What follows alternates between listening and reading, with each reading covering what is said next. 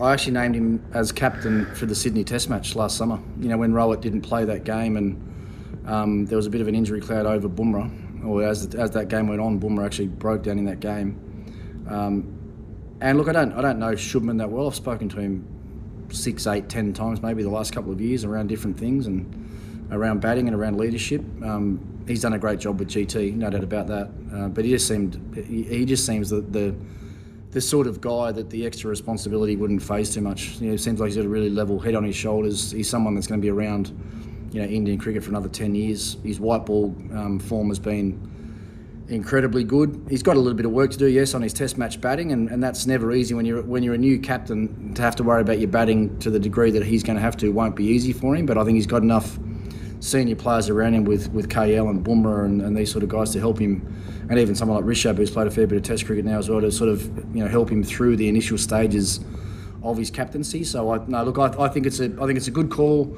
Really, probably the only call I think India could have made. You know, with Bumrah, you know, obviously everyone was thinking that Bumrah was going to be the captain, but to be honest, I'm not sure they can risk trying to get him through 5 Test matches in a row in England coming up. So they might need to maybe play him in 3 of those 5 and manage him through. And what you don't want with captaincy is not having that continuity. So with Shubman being there, they'll get that continuity, and I think it's the right call. And were you referring to his defence when you're talking about his red ball technique, work to do, or something else? Oh, look, it's a bit of both.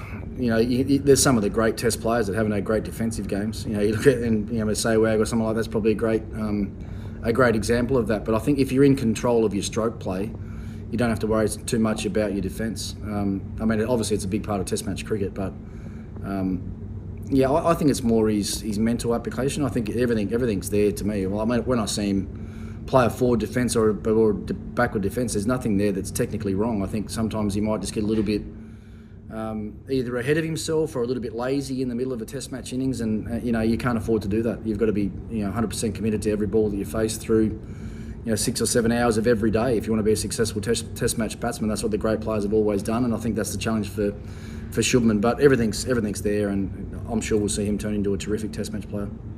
He wants to bat at 3. That's why from opening he moved to number 3. Now there are talks that maybe he could replace Kohli as a number 4. I mean, your thoughts on that? Once again, I got asked that yesterday as well, and I actually had him at number 4 in that current side. And the reason I did that was to try and, if they go with Jaiswal and if Sudarshan's the other opener, I think they need someone a bit more experienced at number 3. So that could be a KL at 3, or that could be a Karan Nair at 3, and Shubman at 4, and one of those other guys at 5, and Pant at 6. They might think about going that way. And I think as well, I know how hard it is batting in the top 3 and being a captain, and when you're not in complete control of your game, that can be difficult. So I'd like to see him start at number 4. Go in and start as captain at number 4, get used to that role, and then once you grow into it, then you can move yourself back up to that number 3 spot. So KL and Jaiswal not opening for you? I think the time's right for Sudarshan to come into the side, to be honest. There's a bit of a regeneration that's going to happen around this Indian team now, obviously with Rowett not there and Virat not there, so every team goes through that. It seems to me like Sudarshan's ready. Lots of first-class runs. His IPL form this year's been probably better than anybody else's. Technically, he seems fine, so it won't be. It's never an easy place for someone to debut, especially an Indian player to debut in England with the conditions that you're confronted with over there. But it just seems to me that the time might be right for him, and KL down in the middle order somewhere probably just gives that bit more stability in the middle as well. And thoughts on Kohli and his career, and was it a surprise? No great surprise, to be honest. No, I wasn't surprised of it. He's been an incredibly good player for such a long period of time. To get 30 Test match hundreds, that his average dropped from the sort of mid-50s down to the high 40s at the end of his career, which most players do. You don't get better the older you get. That's one thing I do know. But the fact that he's still playing T20s and one-day cricket for India is, I think, a great sign for Indian cricket. There's so much talent there that he can sort of be around and harness and almost help through the early stages of their international careers. So, no, congratulations to him. And lastly, about this transition, we've had a massive transition. Probably the the biggest in the last 10 years. How do you see Indian team undergoing that and the series in England in general, 5 test matches?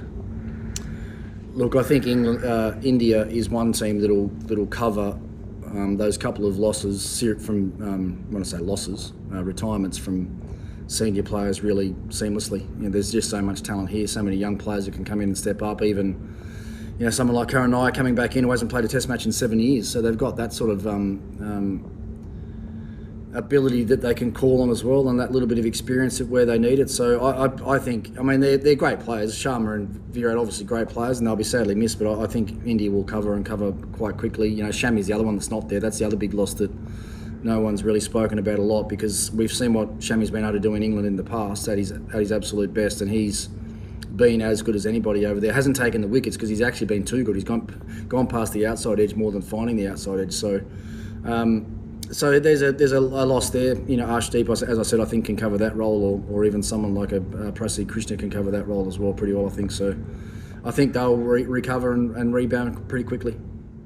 In the Ashes here, how do you see England doing against India, and then obviously the big series? Look, England are a good side. They're a good team. I'm not sure about the way that they want to play, if that's sustainable against the best teams. This whole ultra aggressive approach, the Bazball sort of approach. I'm not sure how good that stands up against the absolute best teams in the world. We've seen them, slaughter, weaker opposition as they should, but it didn't really stand up against Australia in England last time.